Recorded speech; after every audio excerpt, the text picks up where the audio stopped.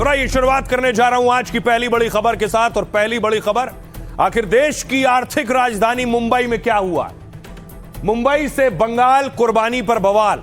आपको बताऊं, यह तस्वीर है मुंबई से, मुंबई की एक सोसाइटी की तस्वीर है जहां बकरे को लेकर बवाल हुआ।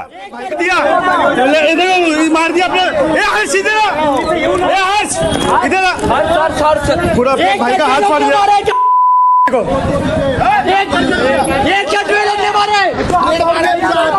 हाथ में ब्लेड मारा, उसके ब्लेड सर उसका हाथ में ब्लेड मारा। कौन है वो?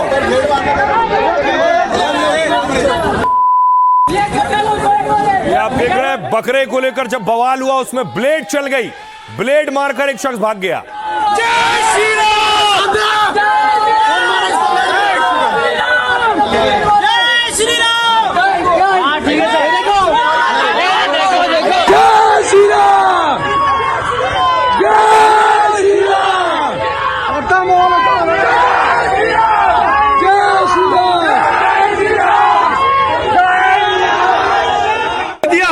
तो सोसाइटी में बकरा लेकर आने पर बवाल हुआ। उसके बाद सुबह देखिए क्या हुआ।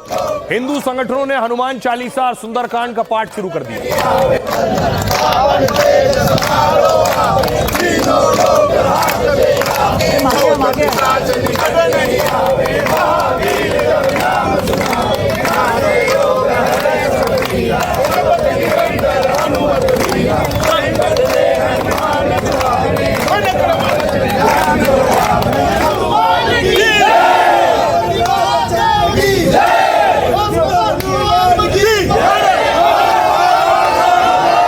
अब देखिए जरा कैसे इस मामले को भड़काने की कोशिश हुई कि इस पूरे विवाद के बीच देखिए कोई सुअर लेकर पहुंच गया सोसाइटी में, पुलिस बीच में आई।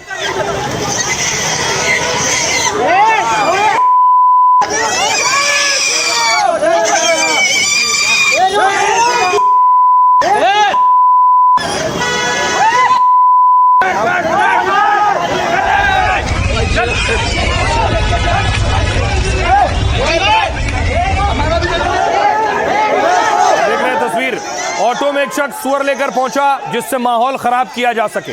पुलिस बीच में आई, स्थिति उपद्रव और हंगामे में ना तब्दील हो जाए इसलिए पुलिस ने देखिए फौरन सुअर को हटाया।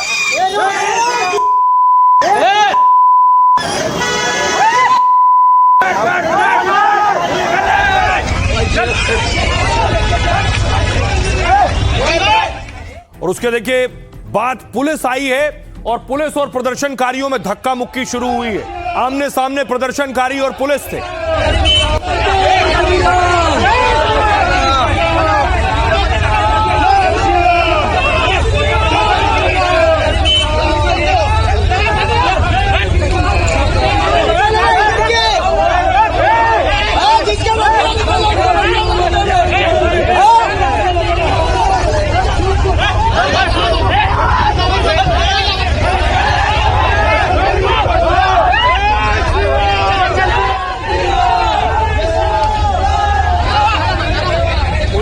बहुत चुनौतीपूर्ण स्थिति पैदा हो गई थी। पुलिस और प्रदर्शनकारी आमने सामने, पुलिस प्रदर्शनकारियों को हटा रही थी जिससे टेंशन बढ़े ना, किसी तरह टेंशन कम की जाए।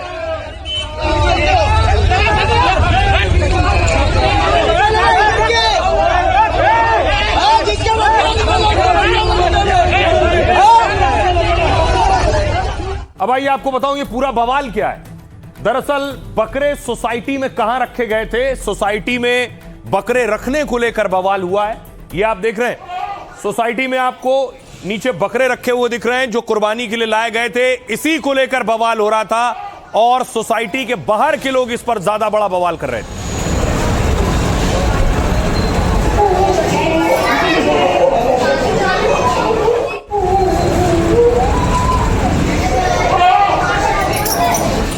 और उसके बाद पुलिस पहुंची है सोसाइटी में। पुलिस ने लोगों से बात की जो सोसाइटी में रहते हैं और फिर देखिए ट्रक में भरकर बाहर प्रदर्शन हो रहा है। ट्रक में भरकर सारे बकरे सोसाइटी से बाहर किए गए।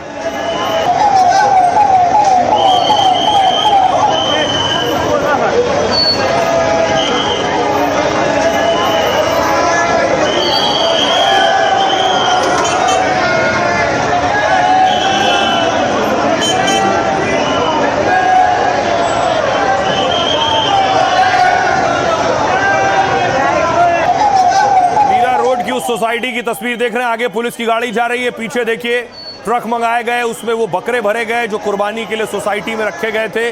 और स्थानीय आसपास के लोगों ने जो बवाल काटा है, वो अगल बगल भीड़ आप देख रहे हैं खड़ी हुई है दोनों तरफ।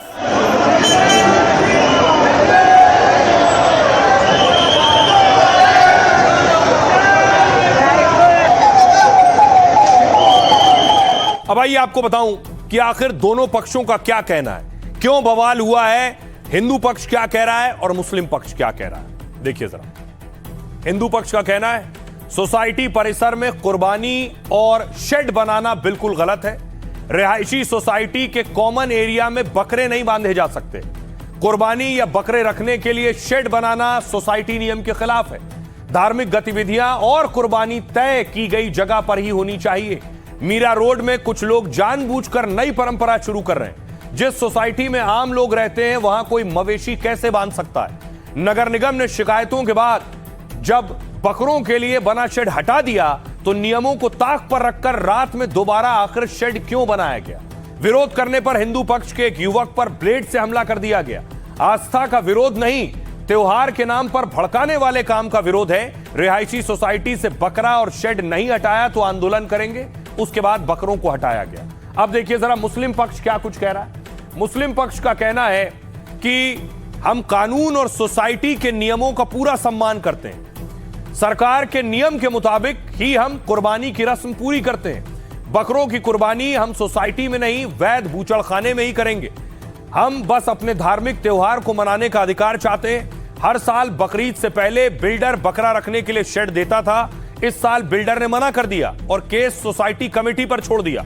मजबूरी में बकरे को परिसर में लाना पड़ा और उनके लिए शेड बनाना पड़ा। फिर जब हमारा शेड हटाया गया तो भी हमने पुलिस में शिकायत की थी। जैसे बाकी धर्म के लोगों को शांति से अपना त्योहार मनाने की आजादी है, वैसे ही हमें भी अपनी परंपरा और त्योहार मनाने का अधिकार है। सुनिए जरा, इसके बाद हंगामा भी हुआ। सियासतदान क्या कुछ कह रहे हैं वो सुनिए। ये लोग हमेशा हिंदू मुस्लिम करने की कोशिश करते हैं। ये त्योहार है और इसमें कुर्बानी करना ज़रूरी है।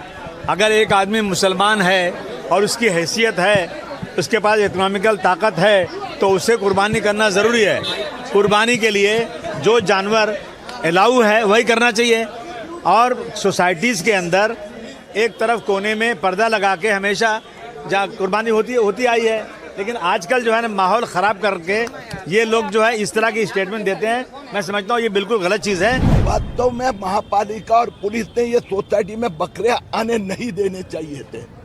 और मैं उनको छोड़ने वाला नहीं हूँ जो अंदर बकरे लेके आए, जो हिंदू को डराना चाहते हैं, धमकाना चाहते हो, वो जिहादियों को एक एक करके हिसाब लेंगे। ये नया नगर को पाकिस्तान बनाने की प्रवृत्ति उद्धव ठाकरे सेना के कुछ जिहादी नेता, कांग्रेस के कुछ जिहादी नेता कर रहे हैं, ये होने नहीं देंगे। पब्लिक प्लेसेस पे वैसे भी कुर्बानी नहीं दी जा रही थी।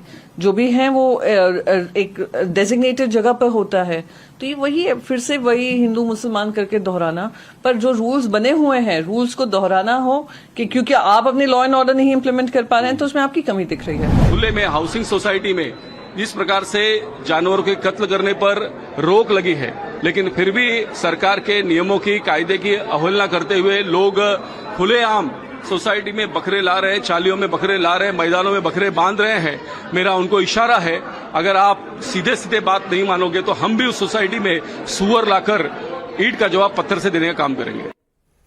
आपने सुना सियासतदान क्या कह रहे हैं। अब देखिए, यही वजह है कि हर राज्य की पुलिस बहुत सतर्क है। कभी भी माहौल खराब हो सकता है, हालत दंगे तक पहुंच सकती है। इसलिए देखिए महाराष्ट्र में क्या हो रहा है। महाराष्ट्र में ठाणे में पुलिस एक्शन में है। सोसाइटी के बाहर पुलिस का एक्शन दिख रहा है।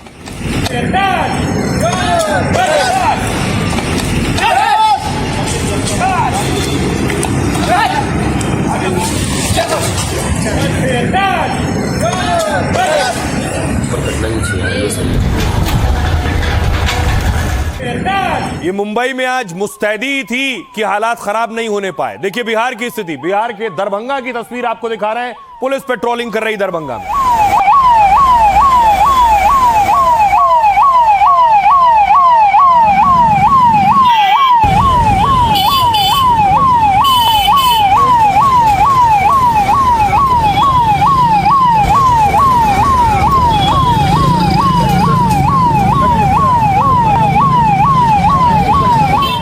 महाराष्ट्र और बिहार के बाद अब आपको तस्वीर दिखाता हूं उत्तर प्रदेश की। उत्तर प्रदेश और ज्यादा सेंसिटिव है। संभल आप देख रहे हैं, संभल में पुलिस पेट्रोलिंग कर रही है, चाक चौबंद सुरक्षा व्यवस्था है। योगी आदित्यनाथ पहले ही पुलिस को सख्त ऑर्डर दे चुके हैं।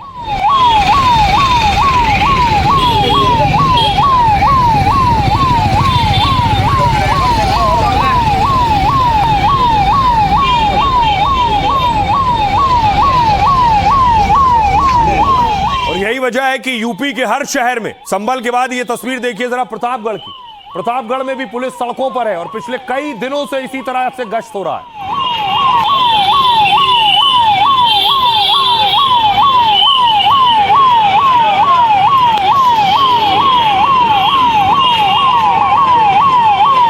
अब देखिए जरा, बकरीद पर पूरे देश में हाई अलर्ट है। त्योहार का मौसम है, त्योहार का वक्त है, कोई माहौल खराब करने की कोशिश ना करे, इसलिए पुलिस एहतियातन अलर्ट बढ़ा रही है। जैसे महाराष्ट्र की बात करें, राज्य के कई शहरों में सुरक्षा सख्त कर दी गई है और मुंबई और ठाणे में 19 संवेदनशील हाउसिंग सोसाइटी की पहचान की गई है।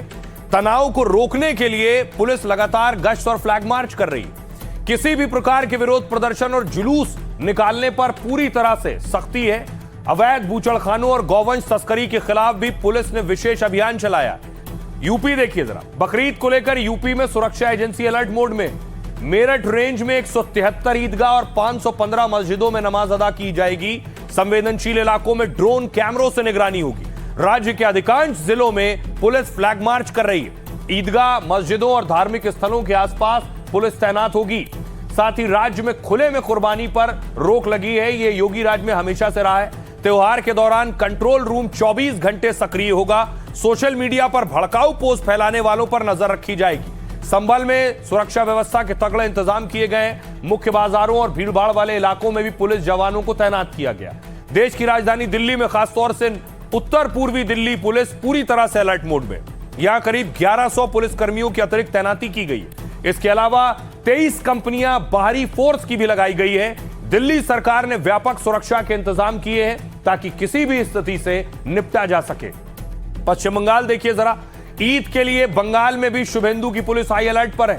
ममता सरकार में लागू 2 दिनों की छुट्टी को 1 दिन में बदला जा चुका है। सड़कों, गलियों या खुले सार्वजनिक स्थान पर पशुओं की कुर्बानी पर रोक है। कोलकाता हाईकोर्ट में भी इसको लेकर मामले की सुनवाई हुई। कोर्ट ने कहा इस्लाम में गाय का वध अनिवार्य प्रथा नहीं है। इसके बाद ईदगाह और मस्जिदों में पुलिस की तैनाती बढ़ाई जा रही है। सड़क पर नमाज रोकने के लिए भी कड़े इंतजाम किए जा रहे हैं। ये हर राज्य अपने अपने स्तर पर कर रहा है। सुनिए जरा इस पर सियासतदान क्या कह रहे हैं। सरकार का कोई निर्णय लेगी तो सब लोग मानेगी, मैं भी मानने का लिए तैयार हूँ।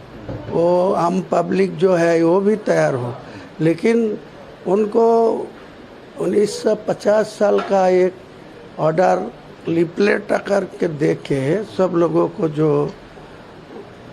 डराते हैं, ये नहीं होना चाहिए। सौहार्द और शांति स्थापित रहे, ये सबकी सामूहिक जिम्मेदारी है।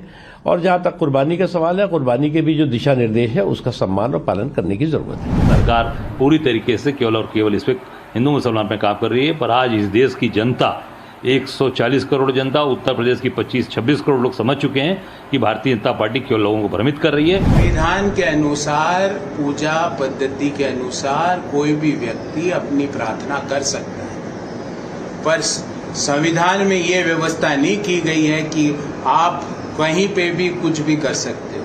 कानून के अनुसार शासन व्यवस्था, गवर्नेंस व्यवस्था चलेगी, वोट बैंक और तुष्टीकरण की नीति के अनुसार। अब देखिए, बात नमाज, बकरीद और कुर्बानी की हो रही है तो बात बकरे की बाजार में खासी भीड़ है। कल भी तस्वीर मैंने आपको दिखाई थी, लेकिन बकरीद की जोरदार तैयारी बकरा मंडी में नजर आ रही है। कल मैंने आपको बताया था लाखों रुपए के बकरे मिल रहे हैं, जिनकी कीमत 4 लाख, 5 लाख, 6 लाख तक है। लेकिन बकरे के बाजार के बीच एक भैंसे की बात भी हो रही है। ये खास भैंसा है जिसकी तुलना लोग ट्रम्प से कर रहे हैं।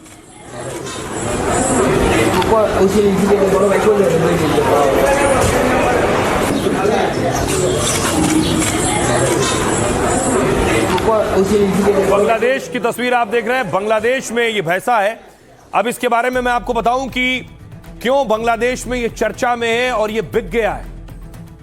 बांग्लादेश में बकरीद पर ट्रंप भैंसे की कुर्बानी दी जाएगी। ये जो तस्वीर में आप देख रहे हैं, अनोखे बाल और गुलाबी रंग वाला ये भैंसा दुनिया भर में चर्चा में है और अब इस अनोखे भैंसे को कुर्बानी के लिए बेच दिया गया है। इसका वजन है 700 किलो। 700 किलो का ये भैंसा 550 टका प्रति किलो के हिसाब से बिका है। इस हिसाब से करीब 3,85,000 टका यानी 3 लाख रुपए में बेचा गया है। बांग्लादेश में आमतौर पर भैंसे 50,000 से 1 लाख तक में मिल जाते हैं, लेकिन मोहम्मद शेरोन ने ट्रंप भैंसे के लिए करीब 3 लाख रुपए चुकाए। इस भैंसे के साथ सेल्फी लेने और वीडियो बनाने वालों की कतार उमड़ रही, तो इसके मालिक शेरोन ने इसके लिए कड़ी सुरक्षा का इंतजाम भी किया है। एल्बिनो नस्ल का यह भैंसा बेहद दुर्लभ और सेलिब्रिटीज जैसी इसकी चर्चा है। आमतौर पर भैंसे अपने गुस्सैल स्वभाव के लिए जाने जाते हैं, लेकिन इसके मालिक के मुताबिक ट्रंप भैंसा बहुत शांत और बहुत खास है। ईद से पहले उसे स्वस्थ और खुश रखने के लिए काफी देखभाल की जा रही है। ट्रंप भैंसे को दिन में 4 बार नहलाया जाता है, उसे 4 बार खास चारा दिया जाता है, सोयाबीन और कॉर्न जैसी हाई प्रोटीन डाइट भी ले रहा है। बांग्लादेश में इसकी कुर्बानी देखने भी भीड़ उमड़ेगी। आइए अब आपको सुनवाता हूं, सुनिए जरा इसका मालिक क्या कुछ कह रहा है। इसकी कुर्बानी देने के लिए मैंने इसे 2 महीने पहले खरीदा था। अब यह वायरल हो गई, इसकी लोकप्रियता बढ़ गई। उस वक्त मैंने सिर्फ इसका रंग देखकर खरीदा था, अब ये मशहूर हो गई है तो अच्छा लग रहा है और लोग इसे देखने के लिए यहाँ पहुँचने लगे। मैंने इसे 550 टका प्रति किलो के हिसाब से खरीदा था, जैसे कोई भी सामान्य कुर्बानी के लिए गाय या भैंस खरीदता है। आखिरी बार जब मैंने इसका वजन कराया था तब ये करीब 600 किलो की थी, तो 550 टका प्रति किलो के हिसाब से इसकी कीमत 3,30,000 टका बनती है।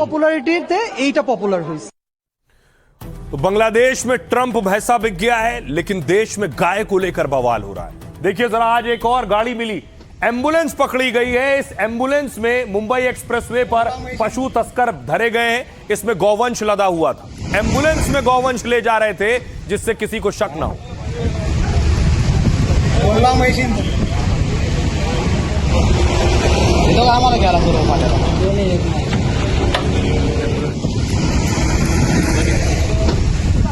और जब बात गाय की हो रही है, इस बीच असम के मुख्यमंत्री हिमंता बिस्वा शर्मा ने गाय पर खास बयान दिया है, गौवंश पर। सुनिए। मैं आशा करता हूं कि 29 तारीख जब ईद होगा, बकरीद होगा, जो लोग अभी तक सिद्धांत नहीं लिया है वो लोग भी सिद्धांत लेगा और असम में इस बार कोई गाय को कुर्बानी का रूप में आगे नहीं बढ़ाया जाएगा। मैं आशा करता हूं कि 29 तारीख। आइए अब आपको बताऊं कि गाय पर सियासत खूब हो रही है, सियासी बवाल हो रहा है। क्या कुछ कह रहे हैं सियासतदान, देखिए जरा। नीतीश राणे कह रहे हैं हिंदू राष्ट्र में गौ माता की तस्करी बर्दाश्त नहीं होगी, सोसाइटी में कुर्बानी दी तो बुलडोजर कार्रवाई होगी। वारिस पठान कह रहे हैं क्या भारत हिंदू राष्ट्र बन गया है, गाय को राष्ट्रीय पशु घोषित क्यों नहीं कर देते, फिर न कोई गाय को खाएगा, न काटेगा, न बांटेगा। लेकिन सिर्फ मुसलमानों को बदनाम करना ठीक नहीं है, उनके त्योहार के समय इस तरह की बातें करना सही नहीं है। पूर्व उपराष्ट्रपति हामिद अंसारी कह रहे हैं कुर्बानी का मतलब सिर्फ गाय की कुर्बानी नहीं है, कोई ऊंट या फिर बकरे की भी कुर्बानी दे सकता है, जिससे दूसरे को समस्या हो उस काम को टाल देना चाहिए। सरकार को गाय को राष्ट्रीय पशु घोषित कर देना चाहिए। दिलीप जायसवाल मंत्री हैं बिहार के, वो कह रहे हैं हामिद साहब को ऊपर वाले ने सद्बुद्धि दी, अच्छा लगता है कि उनका भी सुझाव आया है। एसटी हसन कह रहे हैं गाय को राष्ट्रीय पशु घोषित किया जाए और सेवा के लिए इसकी सेवा की जाए, न कि सियासत के लिए इसका इस्तेमाल किया जाए। अग्निमित्रा पॉल कह रही है हमारे राज्य में नियम काफी कड़े हैं, 14 साल से नीचे के पशु की कुर्बानी नहीं दी जाएगी, अपाहिज और बीमार पशुओं के सर्टिफिकेट लेना होगा उनके लिए। सुनिए जरा क्या कुछ कह रहे हैं सियासतदान। बकरीद होगा, जो लोग अभी तक सिद्धांत नहीं लिया है वो लोग भी सिद्धांत लेगा और असम में इस बार कोई गाय को कुर्बानी का रूप में आगे नहीं बढ़ाया जाएगा। ये जरूर कहेंगे कि प्रतिबंधित पशु, खास तौर से गाय, बैल, ऊंट, इसकी कुर्बानी हरगिज न की जाए। जब गाय को हमारी सरकारों ने बैन किया है तो ये हमारे ऊपर भी फर्ज है, इस्लामिक तरीके से भी हमारे ऊपर ये फर्ज है कि हम अपने सरकार के कानूनों का पालन करें। अगर इस बार की बकरी ईद अगर वर्चुअल तरीके से मनाई गई तो उसमें कुछ गलत नहीं है। क्योंकि बकरे काटने के बाद जिस तरीके से उन बहुत सारे नालों में और बहुत सारे पानी में खून के बड़े बड़े बहते हुए हम लोगों ने हर साल देखे हैं। नितेश राणे को बोलो, आप बेटा रेस्टोरेंट में जब जाते हैं ना मटन खाने, आप तो बोलो ना मटन कोरमा ला, कोरमा यहाँ खाना और मटन को कंप्यूटर के ऊपर देख के खाएंगे क्या? हाँ, फिर सारे त्योहार इस पे कर दो ना, सारे त्योहार। होली भी अपन एआई जनरेट करके कंप्यूटर के ऊपर खेलेंगे, होली दिवाली के अंदर भी फटाके फोड़ना है तो एआई जनरेट करेंगे, कंप्यूटर के ऊपर बैठ के सब अपने अपने घर में खेलेंगे। भारत सरकार के स्तर पे भी गौ माता की हत्या को बहुत ही सख्त अपराध माना गया है, बहुत ही घृणित अपराध माना गया है। आगे जरूरत पड़ी तो इसको और भी हम मजबूत करेंगे। अब आपको बताऊं कि एक तरफ यह मांग हो रही है कि गाय को राष्ट्रीय पशु घोषित किया जाए, दूसरी तरफ जिन राज्यों में गाय काटी जाती है वहां देखिए प्रदर्शन हो रहा है।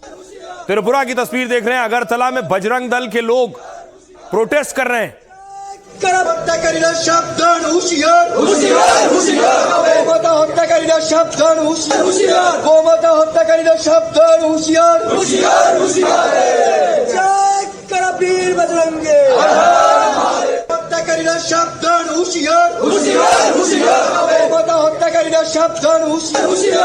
अगरतला में देख रहे हैं लोग, अगरतला में विरोध प्रदर्शन कर रहे हैं गौ हत्या के खिलाफ। दूसरी तरफ समाजवादी पार्टी भी आज प्रदर्शन कर रही थी। तस्वीर देखिए जरा, एसपी के कार्यकर्ता प्रदर्शन कर रहे थे कि गाय को राष्ट्रीय पशु घोषित किया जाए।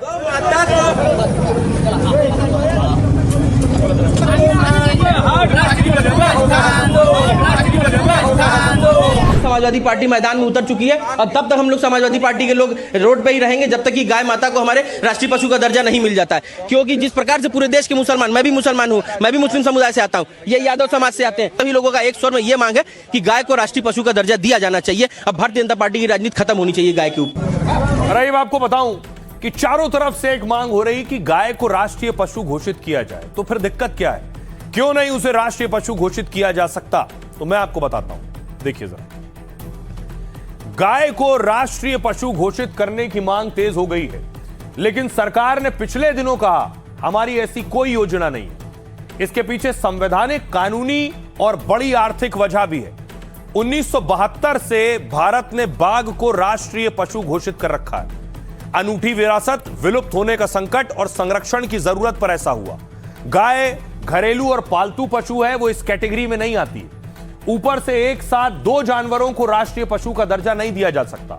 देश के अलग अलग राज्यों में गौवंश को लेकर अलग अलग कानून है। यूपी, एमपी, हरियाणा में गौवध पर बैन और सजा का प्रावधान है, लेकिन पूर्वोत्तर के कई राज्यों और केरल में ऐसी पाबंदियां नहीं है। किसी जानवर को राष्ट्रीय दर्जा देने पर संरक्षण के नियम कड़े हो जाते हैं। फिर पूरे देश में कहीं भी उसे मारने पर बहुत कड़े दंड का प्रावधान होता है। गाय राष्ट्रीय पशु हुई तो नॉर्थ ईस्ट और केरल में भी वध पर बैन लगेगा। बीमार और बूढ़ी गायों के वध पर भी हर जगह पूरी तरह से पाबंदी होगी। इससे सरकार और किसानों पर उन्हें पालने में आर्थिक बोझ और बढ़ सकता है। चमड़ा उद्योग जैसे व्यवसायिक उपयोग पर खास असर पड़ेगा। जैसे बाघ राष्ट्रीय पशु है, इसलिए उसके संरक्षण के कड़े नियम है। जंगल से चिड़ियाघर तक हर बाघ का सरकारी रिकॉर्ड रखा जाता है। बिना सरकारी लाइसेंस या मंजूरी के उन्हें कहीं भी नहीं ले जाया जा सकता है। गाय अगर राष्ट्रीय पशु घोषित हुई तो उसकी भी कड़ी निगरानी और संरक्षण करना होगा। आम किसानों को गाय पालने से खरीदने बेचने तक में दिक्कत होगी। हर जगह कड़े लाइसेंस और सरकारी नियम का सामना करना होगा। यह है इसमें सबसे बड़ी परेशानी। सुनिए जरा, धर्मगुरु क्या कुछ कह रहे हैं, स्कॉलर्स क्या कुछ कह रहे हैं, पूर्व उपराष्ट्रपति क्या कह रहे हैं। चीज हमारे साथी नागरिकों को तकलीफ देती है, उससे अगर हम बच सकते हैं तो क्यों ना बचें। समझे, सारी बात यह है कि उससे तकलीफ होती है तो सरकार को करना यह चाहिए कि उसको जैसे नेशनल बर्ड है वैसे नेशनल एनिमल बना दे। प्राणी नहीं है, गाय विश्व का प्राण है। गाय हमारे हिंदू भाइयों की आस्था है और हमारा हिंदू समाज गाय को गौ माता के रूप में देखता है। इसलिए हमने ये फैसला लिया है, ऑल इंडिया इमाम ऑर्गेनाइजेशन ने, कि भारत सरकार से कि गाय को राष्ट्रीय पशु घोषित किया जाए। मुस्लिम कट्टरपंथियों से, मुस्लिम धर्मगुरुओं से अपेक्षा करेंगे और निवेदन करेंगे कि वाकई में अगर तुम इस्लाम को मानते हो तो फिर गौ हत्या, नंदी बाबा और जीवों की हिंसा बंद करो। किसी भी जीव की हत्या किसी पर्व पर नहीं होनी चाहिए। देश में भाईचारा है। अगर हिंदू जो है गाय को गौ माता समझ रहा है तो हम भी उसको गौ माता समझेंगे और समझते हैं, गाय का सम्मान करते हैं, क्योंकि एहसान का बदला एहसान से दिया जाता है। गाय का हम दूध पीते हैं तो मुसलमानों को भी चाहिए कि हिंदू चारा खिला रहा है, मुसलमान भी चारा खिलावे।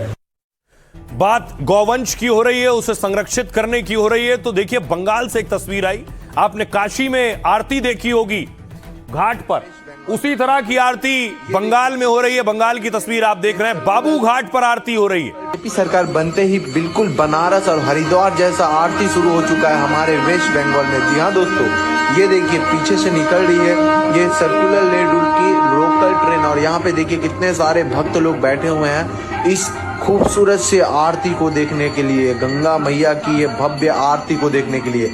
आप लोग बनारस में गंगा आरती बहुत देखे होंगे, अब हमारे कोलकाता के बाबू घाट में भी गंगा आरती शुरू हो चुका है। बीजेपी सरकार बनते ही तो शुभेंदु समर्थक कह रहे हैं बंगाल वाकई बदल रहा है। शुभेंदु की एक और तस्वीर आई, शुभेंदु आज पुलिस स्टेशन पहुंचे थे तो बाहर समर्थक जय श्री राम का नारा लगा रहे थे।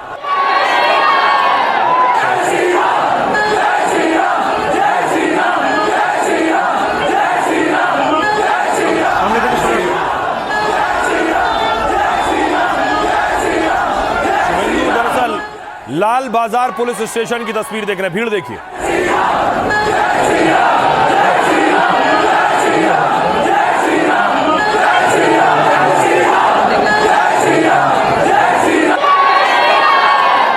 उसके बाद देखिए जरा, शुभेंदु ने सख्त आदेश दिया है, बहुत से लोगों को टाइट कर दिया है। अब उन्होंने टाइट किया है घुसपैठियों को। खाना सब बांग्लादेशी है, इसको ले लेना चाहिए, लेकिन ये लोग को पुलिस को हम लोग बता दिया जेल में भेजने का जरूरत नहीं है। देश के रुपया में खाना खाएगा, कपड़ा देगा, मेडिसिन देगा, एक दामाद है ये लोग। जल्दी जल्दी भागो, जल्दी जल्दी भागो, नहीं तो जो करना है सरकार करेगा। सब बांग्लादेशी है। अब देखिए शुभेंदु ने बयान दिया, सरकार सख्त है घुसपैठियों पर। तो देखिए तस्वीरें आने लगी बंगाल से कि जो लोग बांग्लादेशी हैं वो भागने की फिराक में सामान लेकर पहुंच गए कि किसी तरह वापस जाना है, क्योंकि धरपकड़ तेज हो गई।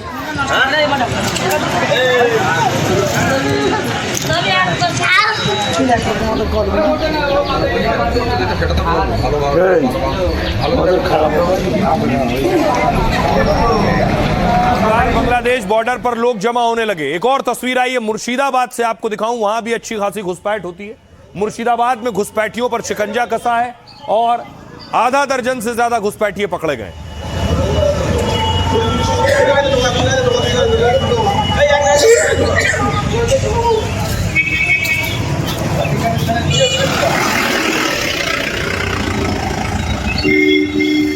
घुसपैठिए पकड़े जा रहे हैं बंगाल में, तो दूसरी तरफ देखिए जरा बॉर्डर पर क्या हो रहा है।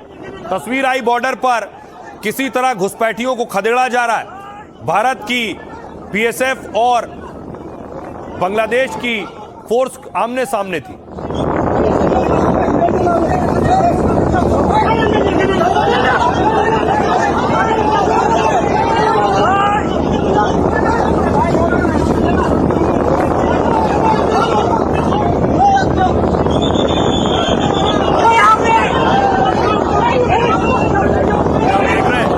फेंसिंग का काम शुरू हो गया, बाड़ेबंदी का काम शुरू हो रहा है और उस बीच देखिए बीएसएफ की तैनाती है, तो दोनों पक्ष आमने सामने।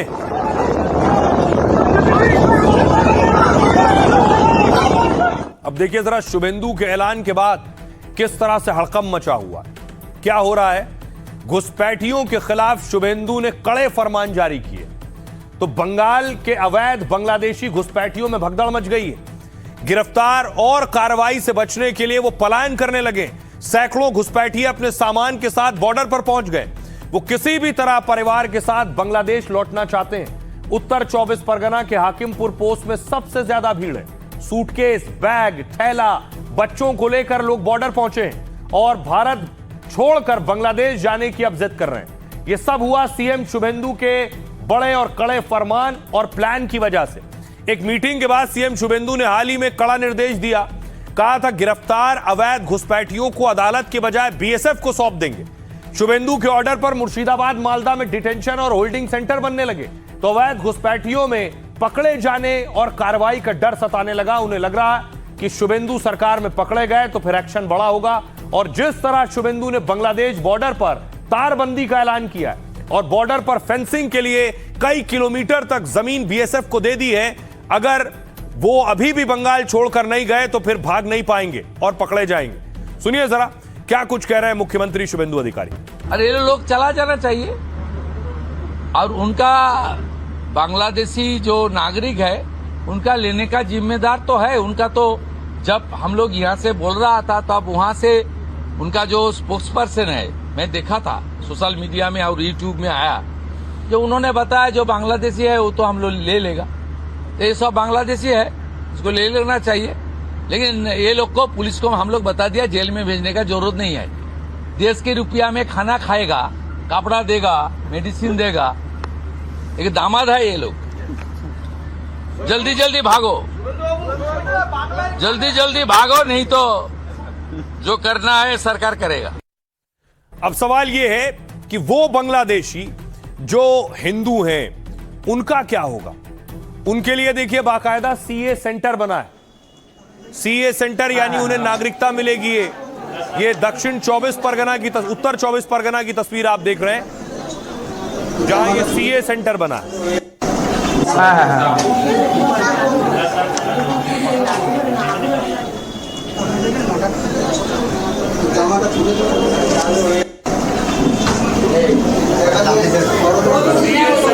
भारी भीड़ लगी हुई है। सीए सेंटर पर भारी संख्या में लोग पहुंच रहे हैं। अब देखिए जरा, ये वो लोग हैं जिन्हें नागरिकता दी जाएगी, जो नागरिक बन जाएंगे। दूसरी तस्वीर देखिए, ये आप देख रहे हैं जो घुसपैठिए पकड़े जाएंगे उन्हें उनके लिए मालदा में बना है होल्डिंग सेंटर। एक डिटेंशन सेंटर होता है, ये होल्डिंग सेंटर कुछ वक्त के लिए यहां लाकर रखा जाएगा इन्हें और उसके बाद यहां से बांग्लादेश भेजा जाएगा।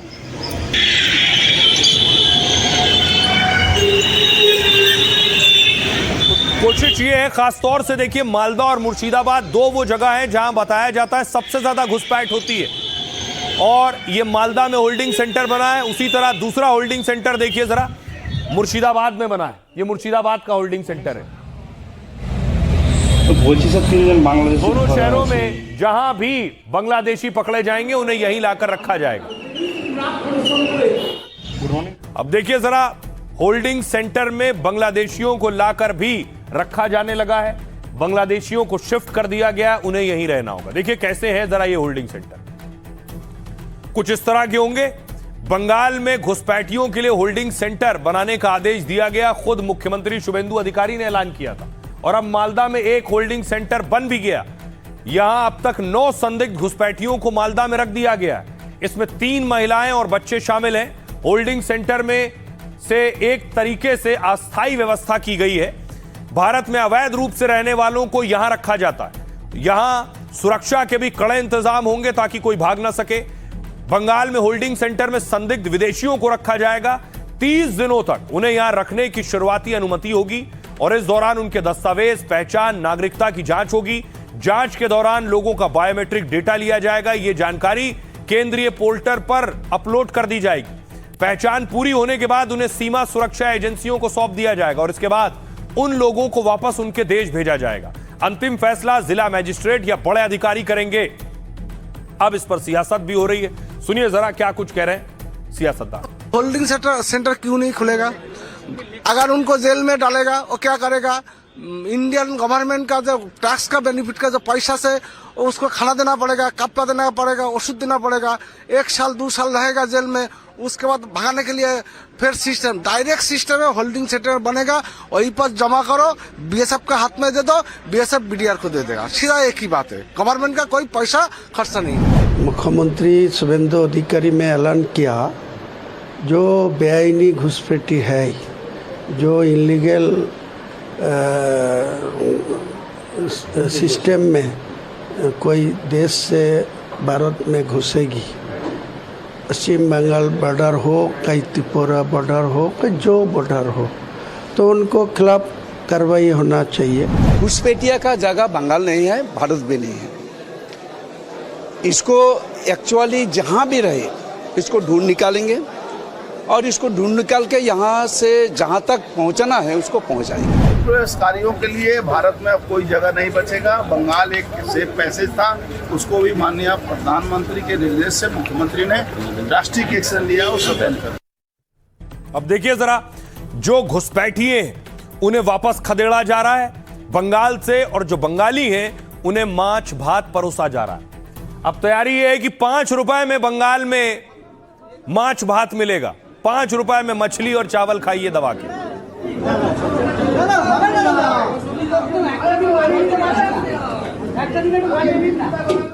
और खास कैंटीन उन्हीं कैंटीनों में मिलेगा, और इस तरह की देखिए सैकड़ों कैंटीन है। शुभेंदु सरकार 5 रुपए में माछ भात मुहैया कराएगी। इसके लिए पूरे राज्य भर में 400 कैंटीन खोली जाएंगी। बंगाल की संस्कृति में मछली का अपना बहुत खास महत्व है। ऐसी थाली होगी, ये जो सीएम के हाथ में आप देख रहे हैं, यहां माछ भात को सांस्कृतिक पहचान माना जाता है। चुनाव के दौरान यह एक बड़ा सियासी मुद्दा था। पूर्व सीएम ममता बनर्जी ने बीजेपी को लेकर दावा किया था, कहा था बीजेपी सरकार आई तो माछ भात बैन कर देगी। सरकार बनने के बाद ही बीजेपी ने इस पर काम शुरू कर दिया। दरअसल ममता सरकार के दौर में सरकारी कैंटीन बनाई गई थी, जहां दिहाड़ी मजदूर और गरीब 5 रुपए में अंडा भात खा सकते थे। अब उन्हीं कैंटीन में 5 रुपए में ही मछली भी शामिल हो जाएगी। यानी माछ भात के साथ ही मुख्यमंत्री ने एक और बड़ा फैसला किया है। अब स्कूल कॉलेज के 1 किलोमीटर के दायरे में शराब की दुकानें नहीं होंगी। फैसले से स्कूल कॉलेज के आसपास माहौल बेहतर होने की उम्मीद है। मंदिरों के 1 किलोमीटर के दायरे में भी शराब की दुकानें नहीं होंगी। सुनिए जरा क्या कुछ कह रही हैं अग्निमित्रा पॉल और दिलीप घोष। ये दिखा रहे हमारा सरकार कि जो ये पिछला सरकार टीएमसी सरकार ने बोला था वो गलत किया था। काम कम और सिर्फ र्यूमर फैलाना, लोगों को बहकाना, कंफ्यूज करना और उसका लिए एडवांटेज लेना, ये बहुत क्रिमिनल एक्टिविटी है। Mamata Banerjee should be punished. दोबारा नहीं, रोज ही मछली खाते हैं हम लोग। जो बोलते थे वो भी खाते हैं, हम भी खाते हैं। मछली को जिन्होंने इशू बनाया, लोगों ने उनको खत्म कर दिया। अब देखिए जरा, बंगाल के लोगों के लिए माछ भात और टीएमसी के लोगों के लिए मार, यही नजर आ रहा है तस्वीरों में। देखिए, वसूली के आरोप में टीएमसी नेता की पिटाई हो गई है।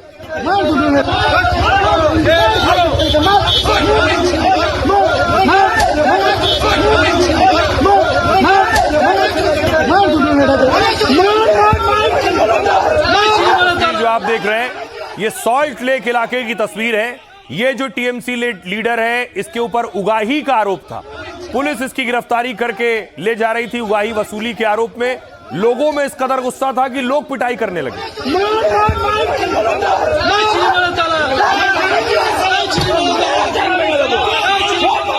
अब ऐसे ही देखिए एक और टीएमसी नेता, दूसरी तस्वीर देखिए जरा। टीएमसी नेता के घर से कैश मिला है, नोटों की गड्डियां मिली हैं। ये दीपांकर भट्टाचार्य हैं, उनके घर से कैश रिकवर हुआ है।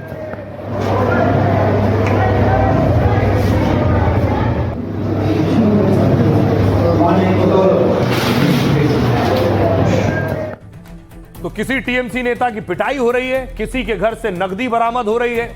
एक और तृणमूल कांग्रेस का नेता बेलीघाटा में, देखिए जरा, बाहुबली कहलाता है और बाहुबली की भी पिटाई कर दी लोगों ने वहां पर।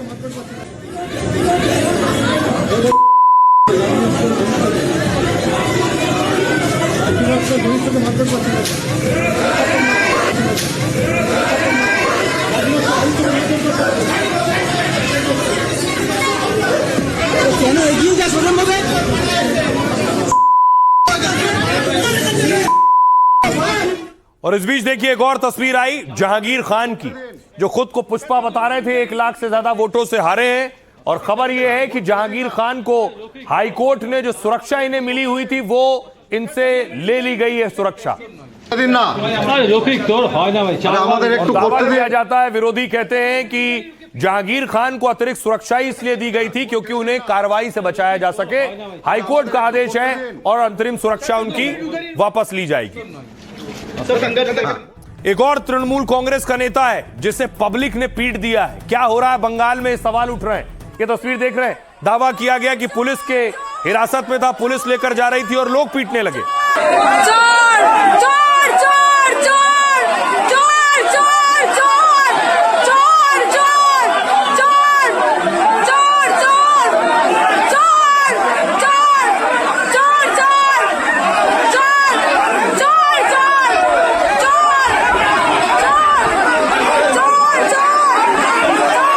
किसी तरह पुलिस उसे निकाल कर ले जा पाई, लोग मारने दौड़ रहे थे। आखिर ये हालात कैसे बन रहे हैं कि जगह जगह टीएमसी नेताओं की गिरफ्तारी हो रही है, जगह जगह उनकी पिटाई हो रही है।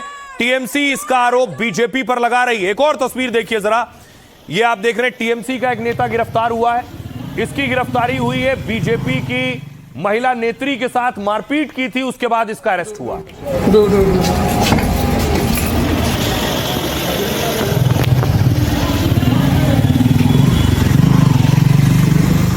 और उसके बाद देखिए टीएमसी का ही एक और नेता जिसे कोर्ट ले जाया गया, आपको दिखाऊं, कोर्ट ले जाया गया और कोर्ट में चोर चोर के नारे लग रहे थे।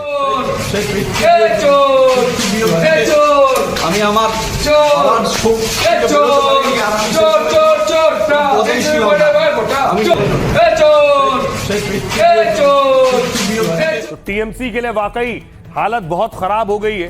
क्यों बंगाल के लोग सड़कों पर ऐसा कर रहे हैं। एक और तस्वीर देखिए, ममता बनर्जी की सांसद है, आज ममता की सांसद शुभेंदु की मीटिंग में पहुंच गई। दीदी आज की लिए मीटिंग दीदी आज की थोड़े বিরোধী দেখা যেত না বলার করছি তো আপনারা বুঝতে পারছেন। ঠিক আছে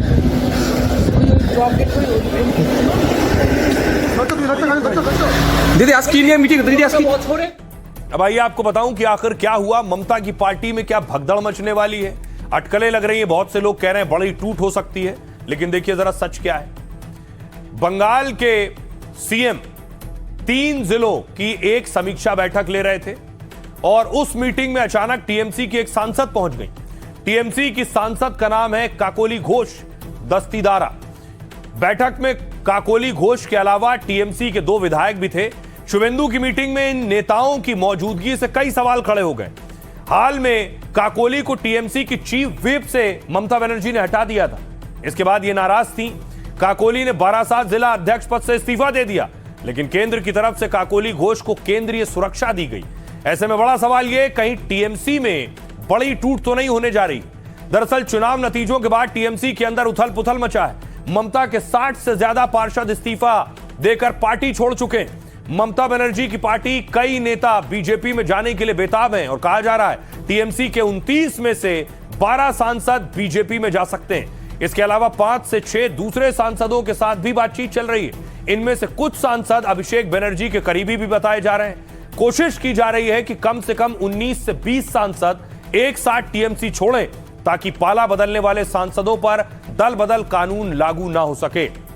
बहरहाल ये अटकलें हैं, कयास हैं। सुनिए जरा बीजेपी के नेता और टीएमसी के लीडर्स क्या कह रहे हैं। इस चुनाव में 26 में इसका जिम्मेवारी एजेंसी के पास था, आईपैक के पास, और उन लोगों को कोई तजुर्बा नहीं है चुनाव लड़ने का। ये जानबूझ के गलती किया या नादानी से गलती किया, ये तो मैं नहीं कह सकती, लेकिन इनके गलती के कारण हमें बहुत नुकसान हुआ, ये सच है। आने लोगों को अभी उतना वैल्यू नहीं है। रिजाइन नहीं दे रहे, भागने का कोशिश में है। वो भागना चाहते हैं, अपना जान बचाना चाहते हैं। अरे खुद को फांसी लगा के मर जा रहा है। अब देखा कितना गलत काम नहीं करता तो कोई ऐसा करता है। कहीं ना कहीं हम सबका मनोबल टूट रहा है। ये मनोबल जो टूट रहा है, इसको रोकने की आवश्यकता है, और ये संभव तभी होगा जब उच्चतर नेतृत्व इसको एड्रेस करेंगे। ऐसे छोड़ देने से नहीं होगा। तो रही इन खबरों के बाद खबरों में आगे बढ़ते हैं। आज की वो खबर जिसका सीधे आपसे ताल्लुक है। भीषण गर्मी से हाल बेहाल है, आम आदमी परेशान है। गर्मी इतनी ज्यादा हो रही है, कैसे जाए दफ्तर। तस्वीर देखिए जरा, सऊदी अरब का हाल देखिए, वहां हज हो रहा है। सऊदी अरब में इतनी गर्मी है कि देखिए हाजियों पर पानी की फुहार डाली जा रही है।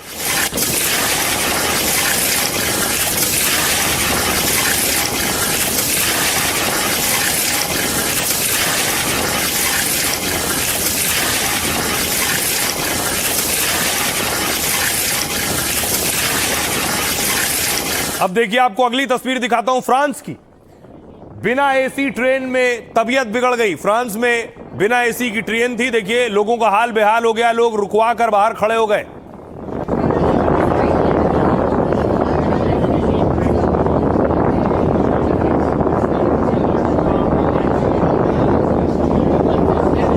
अब एक तस्वीर दिखाऊं आपको, मध्य प्रदेश लिए चलता हूं। गर्मी में देखिए आलम क्या है। भीषण गर्मी में पानी की किस कदर किल्लत है। बुरहानपुर की तस्वीर आप देख रहे हैं।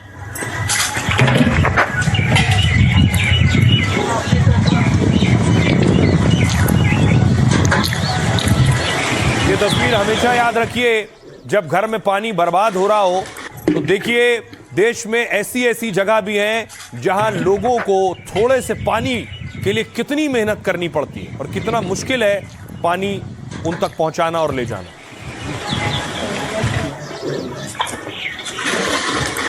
अब देखिए आपको लिए चलता हूं लखनऊ। देखिए जरा, लखनऊ में गर्मी से बचाव के लिए ग्रीन शेड लगाए गए और लोगों को राहत दी जा रही। ऊपर देख रहे हैं आप, ग्रीन शेड है। गर्मी इस कदर है कि बीच में परेशान हाल आदमी यहां आकर रुक सके कुछ देर।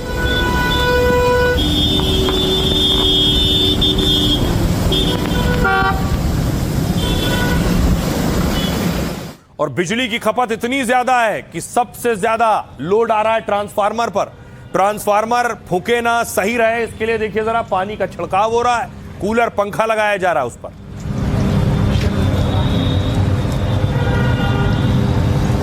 अब बड़ा सवाल ये, हर आदमी एक ही सवाल पूछ रहा है कि इस गर्मी से आखिर राहत कब मिलेगी। तो देखिए क्या कह रहे हैं एक्सपर्ट। नौतपा शुरू होते ही भीषण गर्मी ने लोगों का हाल बेहाल कर दिया है। सोमवार को उत्तर प्रदेश का बांदा, सोचिए देश का सबसे गर्म जिला था, बांदा में लगातार 8वें दिन 47 डिग्री से अधिक तापमान दर्ज किया गया। मौसम विभाग के मुताबिक अगले 3 दिन तक भीषण गर्मी पड़ी। हालांकि 29 मई से राहत मिलने की उम्मीद जताई गई है। अनुमान के मुताबिक 29 मई के बाद 6 से 8 डिग्री तक तापमान गिर सकता है। एक्सपर्ट्स, वैज्ञानिक कह रहे हैं 29 मई तक ये दिक्कत होगी। इसी वजह से भीषण गर्मी में राहत मिलने का अनुमान जताया जा रहा है। कल यानी सोमवार से देश में नौतपा की शुरुआत हो रही है। ये दूसरा अलर्ट है और माना जाता है कि नौतपा के 9 दिन साल में सबसे ज्यादा गर्म होते हैं और इस समय सूर्य की किरणें सीधे पड़ती हैं 9 दिन तक।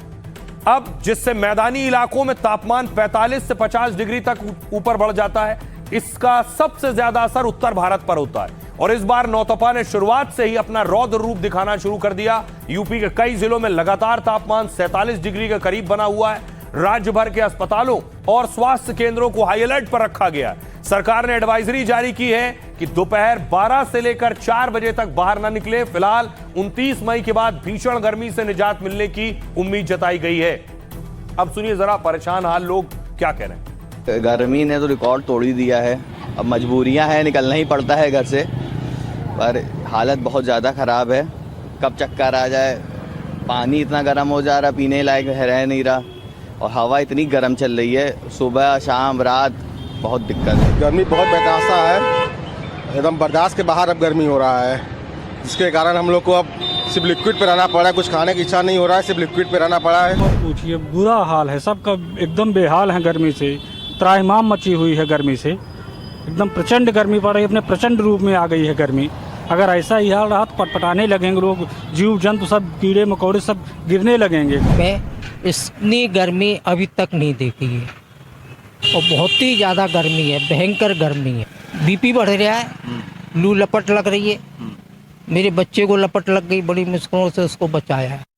अब सोचिए, आप देख रहे थे 60-70 साल के बुजुर्ग, वो कह रहे हैं मैंने इतनी गर्मी अब तक नहीं देखी है। यानी उनका कहना है 60-70 साल में उन्होंने ऐसी गर्मी नहीं देखी। अब ये देखिए सबसे ज्यादा गर्म है बांदा। बांदा आखिर क्यों गर्म है, सवाल ये है। इस तरह की बहुत सी तस्वीरें बांदा से आती रही हैं पहले। बांदा सोचिए दुनिया में सबसे गर्म हो गया। तो आपको बताऊं बांदा का ये हाल है कहां। क्या सबसे पहले तो बताएं कि बांदा उत्तर प्रदेश का एक शहर है। अब देखिए बांदा में ही सबसे ज्यादा गर्मी क्यों है। बांदा का नाम देश के साथ ही दुनिया के सबसे गर्म शहरों में दर्ज है। हालांकि यह खिताब बांदा में रहने वालों के लिए सबसे बड़ी मुसीबत है। यहां सुबह 10 बजे के बाद ही सड़कें, बाजार, खेत सब खाली हो जाते हैं। धधकती गर्मी के कारण मजदूरों को 40% तक मजदूरी छोड़नी पड़ गई है। एक्सपर्ट मानते हैं कि कुछ इंसानी वजहों, भौगोलिक स्थिति से बांदा भट्टी बन गया है। उसमें से देखिए पहली वजह अंधाधुंध रेत खनन। अंधाधुंध रेत खनन बांदा की गर्मी की सबसे बड़ी और खतरनाक वजह है। यहां केन नदी में हर दिन करीब 3000 ट्रक रेत मोरंग का खनन होता था। हद से ज्यादा खनन ने नदी की प्राकृतिक प्रणाली को बिगाड़ दिया। नदी की रेत पानी सोखकर जमीन को ठंडा रखती थी, जो अब खत्म हो गई है, और उसकी जगह चट्टानी सतहें गर्मी सोख रही हैं, जो रात में भी गर्म हवाएं और गर्मी बनाकर रखती हैं। इसकी वजह ये से दिन के साथ रात में भी भीषण गर्मी होनी शुरू हो गई। अगली वजह है गायब होते जंगल। बांदा में भीषण गर्मी के पीछे तेजी से गायब होते जंगल दूसरी वजह है। रिपोर्ट के मुताबिक बांदा ने अपने घने जंगलों का बड़ा हिस्सा खो दिया है। आज जिले का सिर्फ 3% इलाका ही हरियाली से ढका है, जो उत्तर प्रदेश में सबसे कम में से एक है। पेड़ पौधे नहीं है, इसलिए भीषण गर्मी हो रही है। भौगोलिक बनावट। बांदा में गर्मी की तीसरी बड़ी वजह यहां की भौगोलिक बनावट है। यह इलाका चट्टानी और पथरीला है, जो दिन भर गर्मी सोखता है। इससे यह इलाका रात में भी पूरी तरह ठंडा होने से पहले ही फिर से गर्म शुरू हो जाता है। थार रेगिस्तान से आने वाली गर्म पछुआ हवाएं भी इसे गर्म भट्टी में बदल देती हैं। आइए इस गर्मी के बाद खबरों में आगे बढ़ते हैं। आज की एक और बड़ी खबर है, सबके लिए चौंकाने वाली खबर है कि एक शख्स जो रेप में दोषी है, 16वीं बार उसे पैरोल मिल गया है, जेल से बाहर आ गया। और जलवा देखिए जरा, ये जेल से आया, गाड़ियां गिनिए जरा, कौन कौन सी गाड़ियां हैं। लाखों करोड़ों रुपए की गाड़ियों में बाबा राम रहीम का काफिला निकल रहा है सुनारिया जेल से। इस वक्त आ रहे हैं और सिर्फ चार गाड़ियां जो है उनके टारगेट में है। ये मुख्यमंत्री नारायण सिंह सैनी इस वक्त यहाँ पहुंच रहे हैं और आपने देख लिया, ढोल नगाड़ों के साथ रेप के दोषी का काफिला निकल रहा है। शर्मनाक तस्वीर है, लेकिन आखिर कैसे हो जाता है हर बारी। डेरा सच्चा सौदा प्रमुख गुरमीत राम रहीम जेल से फिर बाहर आ गए। राम रहीम 30 दिनों की पेरोल पर सुनारिया जेल से बाहर आए। सुबह 6:30 बजे रोहतक जेल से राम रहीम का काफिला निकला। करीब 9:15 बजे उसका काफिला सिरसा डेरे पर पहुंचा है। राम रहीम के काफिले में कई महंगी गाड़ियां शामिल थी। काफिले में Toyota, land cruiser, Fortuner, Legender गाड़ियां थी। कुल मिलाकर 8 महंगी गाड़ियां राम रहीम के काफिले में थी। यौन उत्पीड़न मामले में राम रहीम को उम्र कैद की सजा हो रखी है। राम रहीम की यह 16वीं पैरोल या फरलो है और इस साल वो अब तक दूसरी बार जेल से बाहर आ चुका है। जनवरी 2026 में उसे 40 दिन की पैरोल मिली और इसके बाद वो फरवरी में फिर वापस जेल लौटा। 2017 में सजा के बाद से उसे सोचिए 16 बार पैरोल और फरलो मिली है। डेरे में राम रहीम के काफिले की एंट्री पिछले गेट से हुई। यौन उत्पीड़न से संबंधित 2 मामलों में 20 साल की कैद हुई है और जेल में सजा काट रहा कैदी पैरोल और फरलो पर बाहर आता है। सजा का एक हिस्सा पूरा कर लेने पर पैरोल मिलती है। खास वजहों में ही कैदियों को पैरोल मिलती है और परिवार में किसी की मृत्यु हो जाए या बीमारी हो तब पैरोल मिलती है। किसी करीबी की शादी हो या अन्य जरूरी वजह हो तो पैरोल मिलती है। पैरोल भी 2 तरह की होती है, रेगुलर और कस्टडी। रेगुलर यानी कैदी को पूरी आजादी, और कस्टडी होगी तो पुलिस साथ में रहेगी कैदी के। वहीं फरलो के लिए कैदी को किसी तरह की शर्त की जरूरत नहीं होती है। फरलो हर कैदी का कानूनी अधिकार होता है। फरलो को लेकर हर राज्य ने अपने अपने नियम और गाइडलाइन बना रखे हैं। लेकिन जिस तरह राम रहीम को एक के बाद एक 16 फरलो पैरोल मिल चुका है, वो चौंकाने वाला है। वो बताता है किसी आम कैदी को आपने कितनी बार सुना है वो सजा के दौरान 10 बार पैरोल और फरलो पर बाहर आ गया हो। सुनिए जरा क्या कुछ कह रहे हैं राम रहीम पर। और राम रहीम को पैरोल देने के लिए उन्होंने हरियाणा का एक्ट ही बदल दिया सारा। जितने और अपराधी है उसको भी इसके लिए पैरोल दे दी और बार बार पैरोल देकर उसको ये सिखों की भावनाएं जड़ी है उनको आहत कर रहे हैं, भड़का रहे हैं। देखिए लोगों में गुस्सा है, खासतौर से उन पीड़ितों के बारे में सोचिए जिनके मामले में राम रहीम को सजा हुई है। तो ये समाज को आईना दिखाने वाली तस्वीर है और शासन प्रशासन के लिए भी एक करारा तमाचा है। अब बारी है लाइफ का फंडा की। जीतने वाले कभी बहाने नहीं बनाते और बहाने बनाने वालों की जिंदगी में कभी बड़ी कामयाबी या बड़े लक्ष्य नहीं मिलते।